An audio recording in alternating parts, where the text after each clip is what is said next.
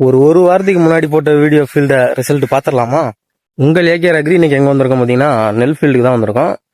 ஒரு 1 வீக் முன்னாடி பேனோட தாக்கம் ஆரம்பிச்சுன்னு சொல்லிட்டு ஒரு வீடியோ ஒன்று போட்டிருப்பேன்.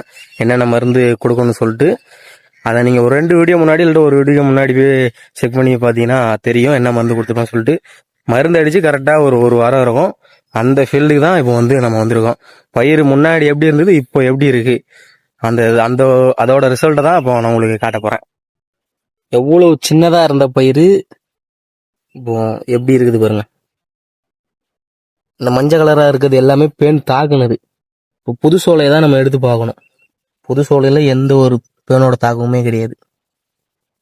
இந்த சைடில் மஞ்சளா இருக்கிறதெல்லாம் பார்த்தீங்கன்னா ஆல்ரெடி பேன் தாக்குனது. அது பார்த்தீங்கன்னா திரும்ப அது மாறாது, அப்படியே தான் இருக்கும். கொஞ்ச நாள் போக போக தான் அதோட மாற்றம் நமக்கு தெரியும். மொனா சோலை நல்ல பச்சையா இருக்குதுங்களா? இந்த பயிரில் எடுத்துக்கோங்க. நல்ல மஞ்சளா தெரியும் சைடில்.